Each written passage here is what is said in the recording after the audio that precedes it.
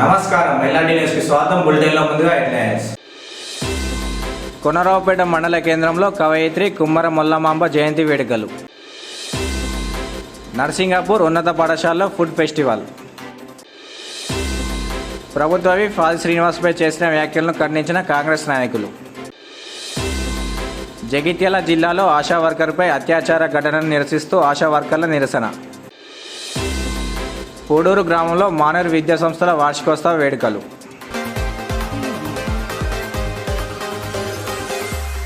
ఈ నెల 16న సిరిసిల్ల జిల్లా కేంద్రంలో జరిగే సిపిఎం జిల్లా విస్తృత సమావేశాన్ని విజయవంతం చేయాలని CPM party convener Gurajala Sridhar పేర్కొన్నారు. రాజన్న సిరిసిల్ల జిల్లా బోయిన్పల్లి మండలం తడగొండ గ్రామంలో బీడీ కార్మికులతో విస్తృత స్థాయి సమావేశ పోస్టర్ను ఆవిష్కరించారు.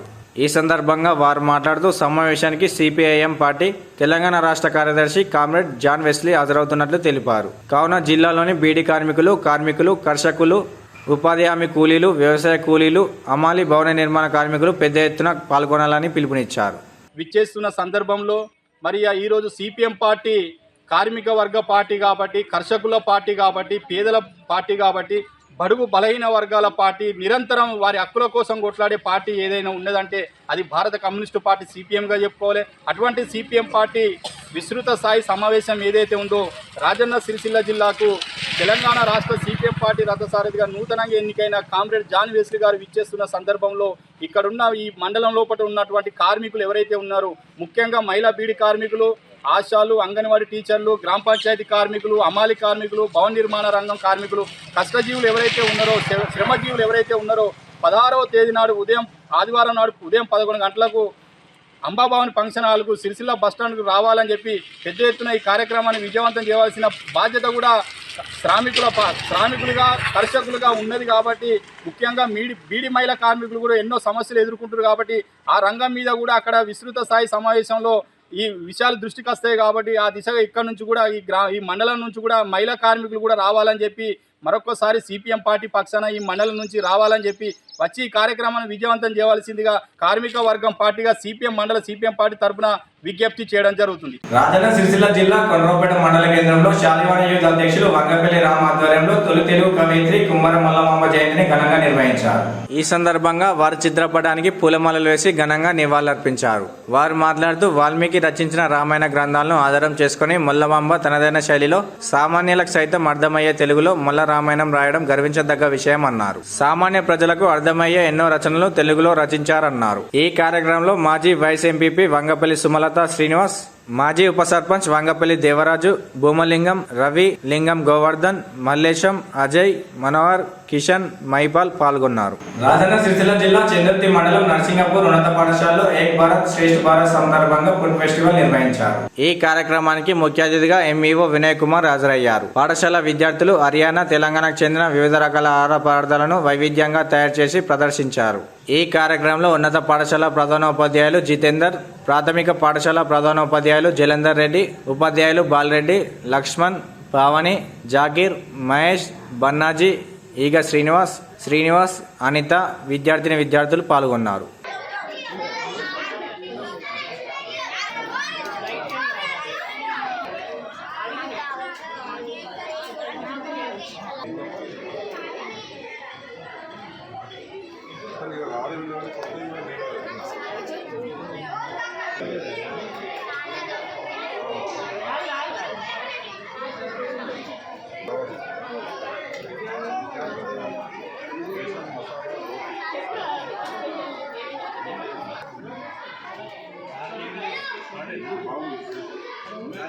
हरियाणा वाला लस्सी स्पेशल, हरियाणा वाला मेथी का, हरियाणा वाला कड़ी पकौड़ा, तेलंगाना वाला मीट चावल, तेलंगाना वाला रागी संकटी पोड़ी पूरा, तेलंगाना वाला सत्ती, तेलंगाना वाला सरपंच, तेलंगाना वाला बूंदी, तेलंगाना वाला सेमिया खीर, तेलंगाना नुव्वुल लड्डू, हरियाणा आलू का हलवा, तेलंगाना पिकिल दाल राइस, तेलंगाना प्यालाల ముందలు, తెలంగాణ నువ్వుల లడ్డూలు,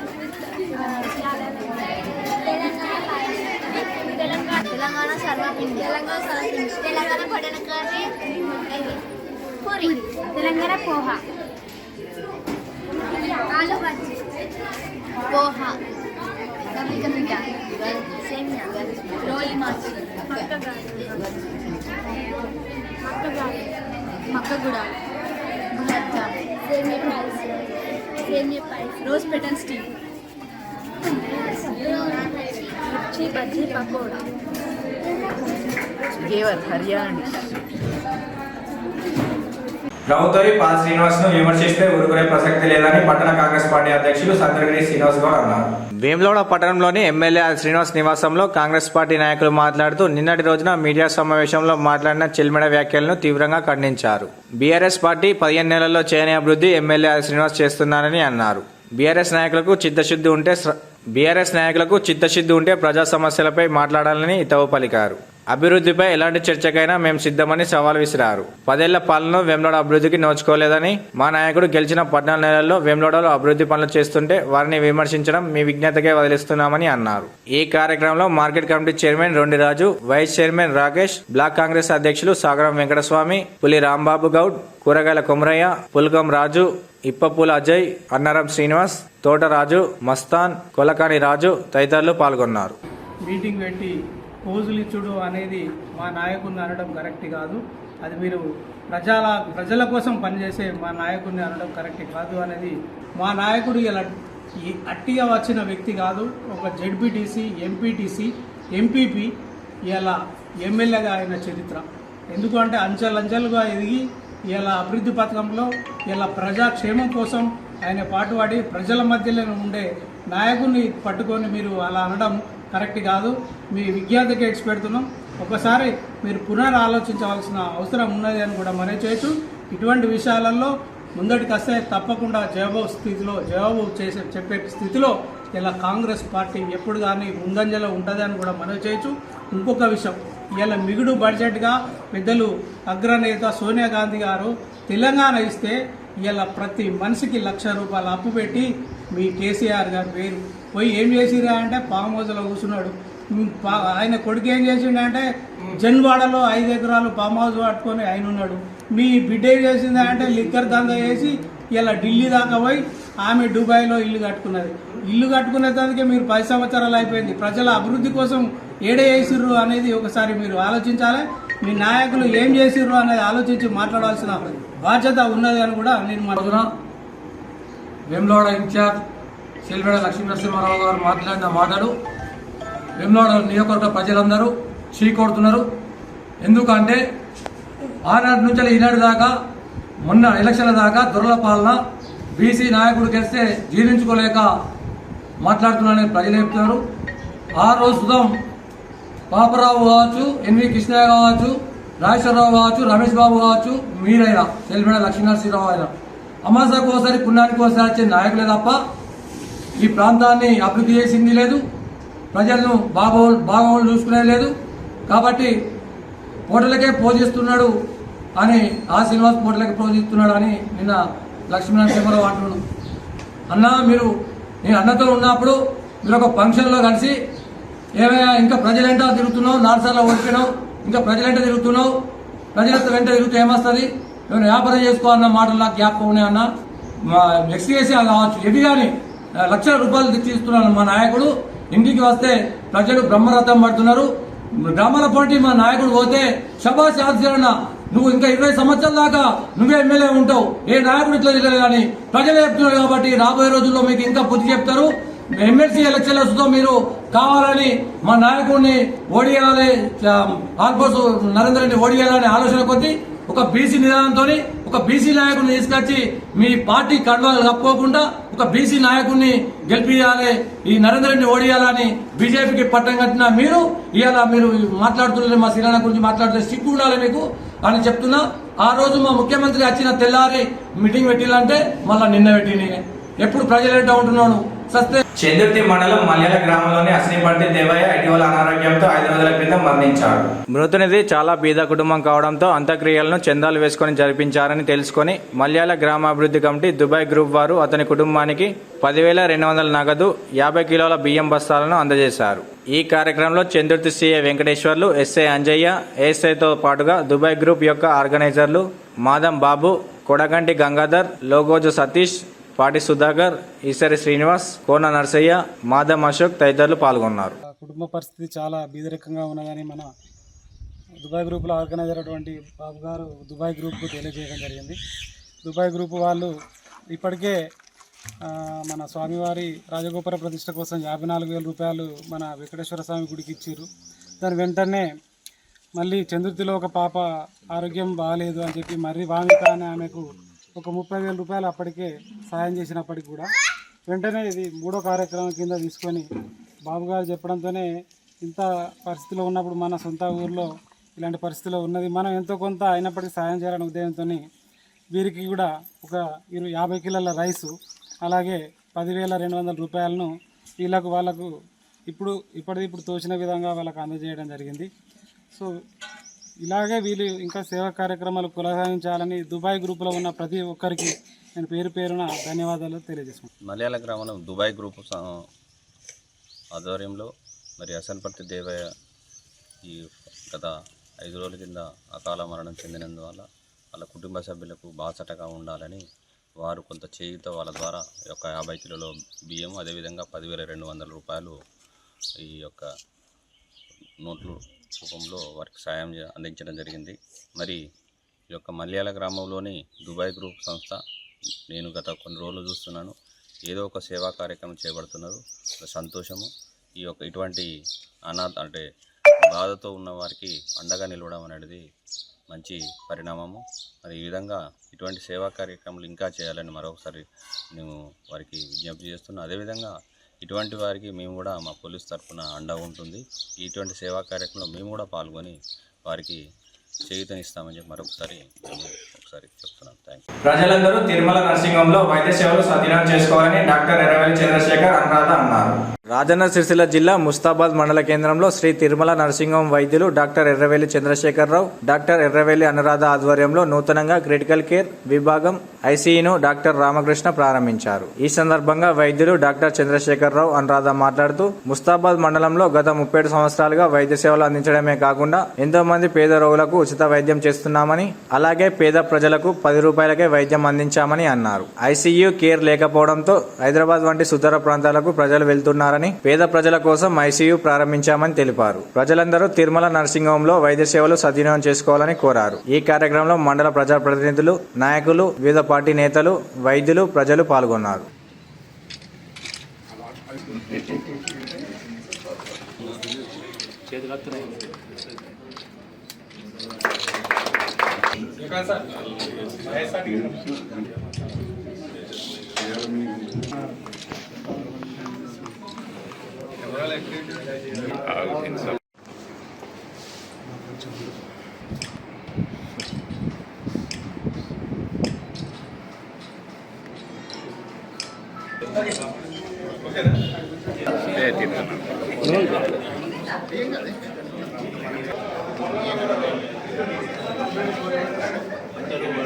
అన్న బాబా నిడిచాడు వచ్చింది.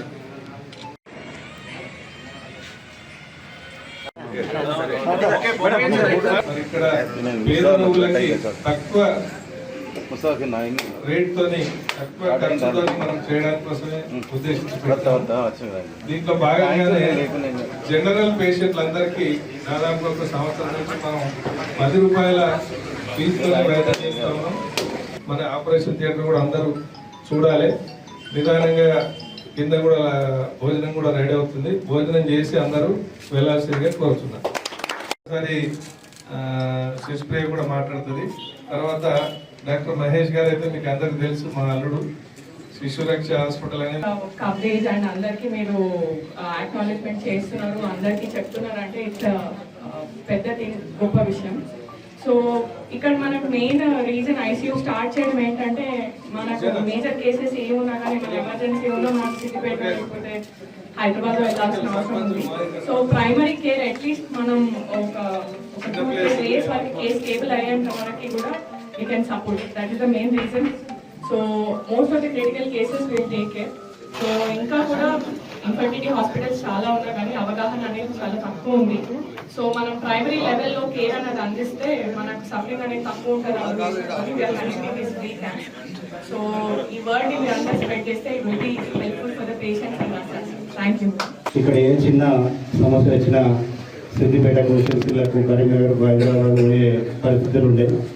గౌరవ డాక్టర్ చంద్రశేఖర్ రావు గారు మన ప్రాంతం మీద ప్రేమ కొద్దీ మన ప్రాంతంలో ఉన్నటువంటి పేషెంట్స్కు ఎలాంటి ఇబ్బంది ఉండద్దని తక్కువ ఖర్చుతోటి ఇక్కడ ఈ వెంటిలేషన్ సౌకర్యం, అదేవిధంగా మంచి డాక్టర్లను కూడా తెప్పించి మంచి నాణ్యమైన ఇంకా కూడా ఇక్కడ ఈ హాస్పిటల్కి సంబంధించి రానున్న కాలంలో కూడా మంచి డాక్టర్లతో ఇంకా మంచి వైద్యాన్ని అందించి డాక్టర్ వాళ్ళ హాస్పిటల్ మంచిగా చేసే విధంగా మనందరం కూడా ఎటువంటి చిన్న చిన్న ఇబ్బంది ఉన్నా మన హాస్పిటల్కి పంపించాలని చెప్పేసి కోరుకుంటూ సెలవు తీసుకుంటాం. ఆశా వర్కర్లపై జరుగుతున్న అఘాయిత్యాలను ప్రభుత్వం అరికట్టాలని సిఐటియు జిల్లా కార్యదర్శి కోడం రమణ అన్నారు.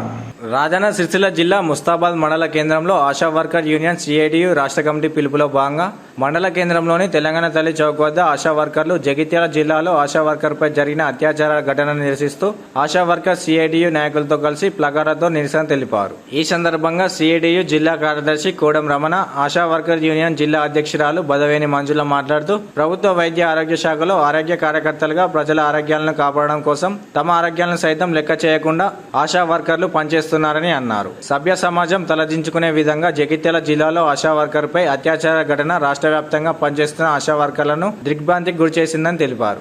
ఇప్పటికైనా ప్రభుత్వం అత్యాచారం చేసిన నిందితుల్ని కఠినంగా శిక్షించాలని, బాధిత ఆశా వర్కర్కు ప్రభుత్వం న్యాయం చేయాలని కోరారు.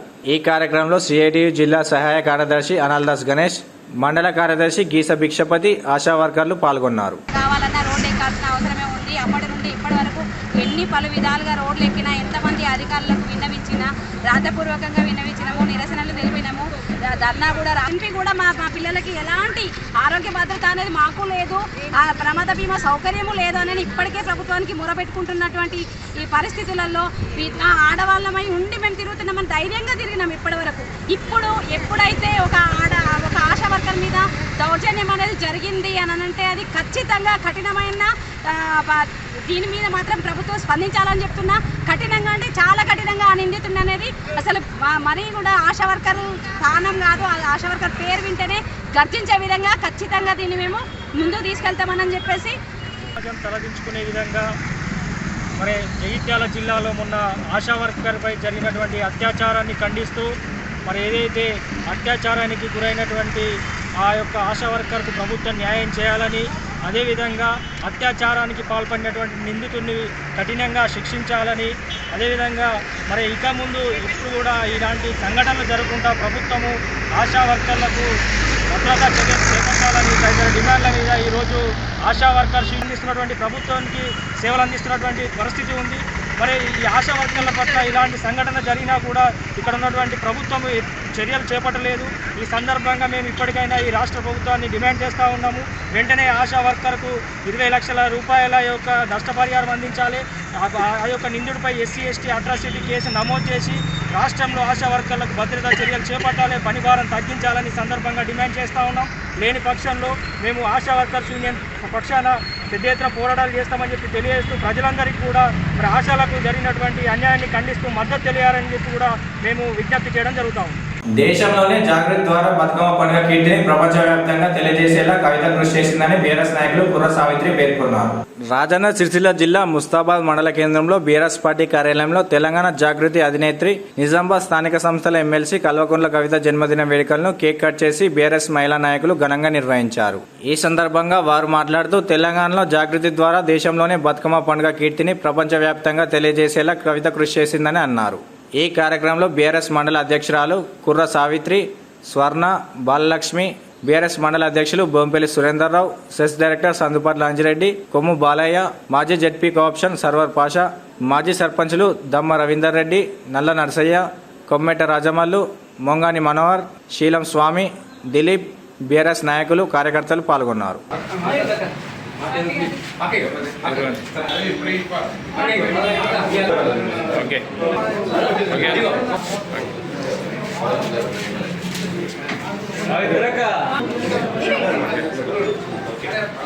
ఓకే రైట్ స్వామి కానీ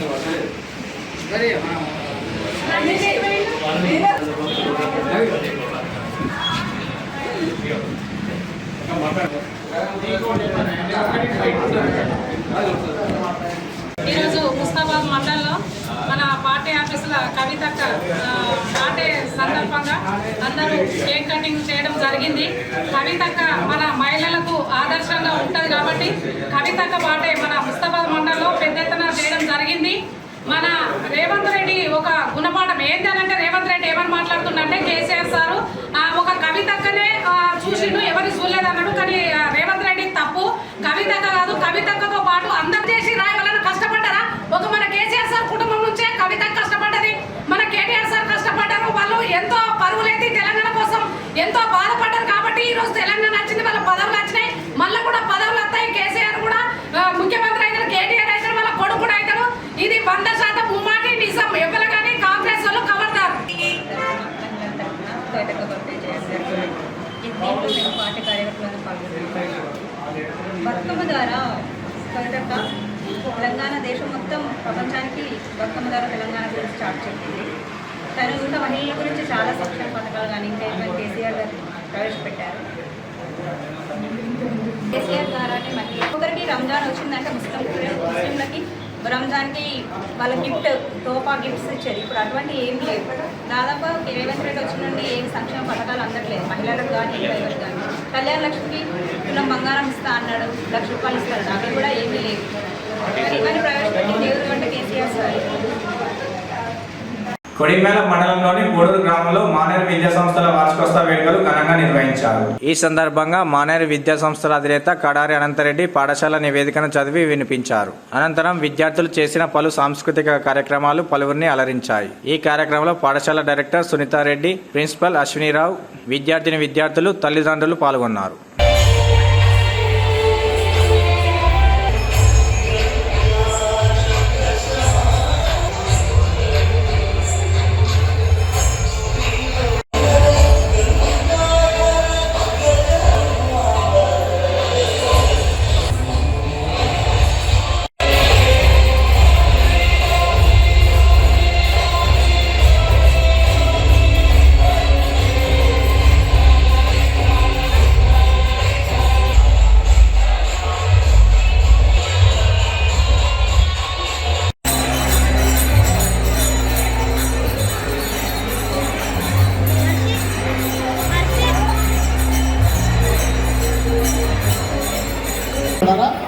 వీరంతా రావారు.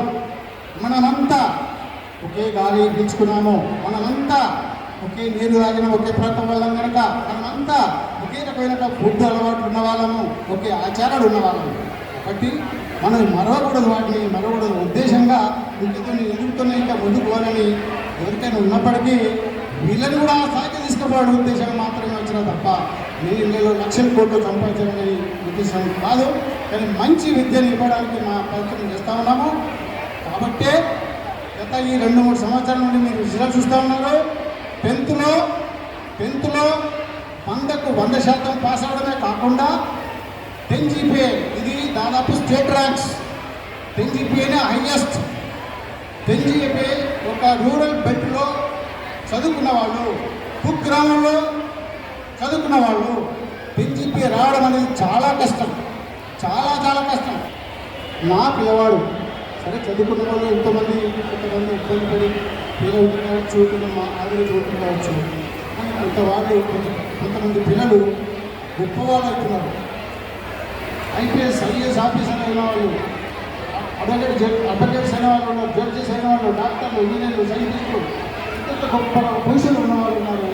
వాళ్ళు స్థాయికి ఎదిగిన తర్వాత నా దగ్గరికి వచ్చి నన్ను మందరించి సార్ నీ శిష్యుని ప్రారంభం చేసినటువంటి విద్యార్థులు చూస్తే చాలా ఆనందం అనిపిస్తుంది. అంతేకాకుండా నేను చేసిన కృషికి ఈ ఫలితం ఇప్పుడు చదివాను. 10 GPA వచ్చింది, 9.8 వచ్చింది. ఎప్పుడైతే మేము ఒక పూర్త ఇయర్ కష్టపడి మరి ఇందులో నా ఒక కృషి ఉండదు, మరి మా టీచర్స్ కూడా పాపం చాలా కష్టపడతారండి. మార్నింగ్ 8 దాకా పొద్దు చాకరీ చేస్తారండి. ప్రైవేట్ స్కూల్లో వాస్తవంగా జీతాలు తక్కువ. భూగర్భ జలాలు అడగడంతో రైతుల పంట పొలాలకు నీరు అందించేందుకు కృషి చేసిన కాంగ్రెస్ నేత కేకే మహేందర్ రెడ్డికి ఈ ప్రాంత రైతులంతా రుణపడి ఉంటారని parliament co convener Kanamaneni Chakradhar Reddy అన్నారు. రాజన్న సిరిసిల్ల జిల్లా ముస్తాబాద్ మండల కేంద్రంలో Karimnagar parliament co convener Kanamaneni Chakradhar Reddy నివాసంలో పాత్రికేయుల సమావేశం నిర్వహించారు. ఈ సందర్భంగా వారు మాట్లాడుతూ ముస్తాబాద్ మండలంలోని తెర్లుమద్ది, సేవలాల్ తండ, గన్నవారిపల్లి, తుర్కపల్లి గ్రామాల నక్కవాగు పరిసర ప్రాంతాల భూగర్భ జలాలు అడగంటడంతో రైతుల పంట పొలాలకు నీరందించేందుకు కాంగ్రెస్ నేత కేకే మహేందర్ రెడ్డి ఇరిగేషన్ అధికారులతో మాట్లాడారని అన్నారు. కాంగ్రెస్ ప్రభుత్వంపై తప్పుడు ఆరోపణలు మానుకోవాలని బీఆర్ఎస్ నాయకులను హెచ్చరించారు. ఈ కార్యక్రమంలో కాంగ్రెస్ నాయకులు కిషన్ రావు, అంజన్ రావు, తలారి నరసింహులు, వేణు, షాదుల్ పాషా, రాఘవేందర్ రెడ్డి, కాంగ్రెస్ కార్యకర్తలు పాల్గొన్నారు. మల్లన్న సాగర్ నుంచి నీళ్లు తీసుకురావాలని ఏదైతే అభ్యర్థన చేశారో మరి ఆ అభ్యర్థన మేరకు గత 2 రోజుల నుండి మరి మల్లన్న సాగర్ నీళ్లు మన మండలంలో ప్రవేశించాయి. మరి ఆ నీళ్లు ఈరోజు పోత్గల్, తెల్లుమద్ది, గన్నవారిపల్లి, తుర్కపల్లి అన్ని గ్రామాలను కూడా పంట పొలాలకు కానీ, సాగునీటికి కానీ, అదేవిధంగా త్రాగడానికి కానీ ఈ ఎండాకాలము బాగా ఉపయోగపడతాయి. మరి ఈ సందర్భంగా నీళ్ళు అందించడానికి ప్రయత్నం చేసిన మన కాన్స్టిట్యున్సీ ఇన్ఛార్జ్ కేకే మహేందర్ రెడ్డి గారికి ఈ సందర్భంగా ప్రత్యేకంగా ధన్యవాదాలు, కృతజ్ఞతలు తెలియజేస్తున్నాం ఈ ప్రాంత ప్రజల తరపున. ఎందుకంటే బీఆర్ఎస్ పార్టీ వాళ్ళు నీళ్ళే రావు, ఎండిపోయినాయి, వాళ్ళతో ఏం కాదు అని అడ్డగోలు మాట్లాడింది.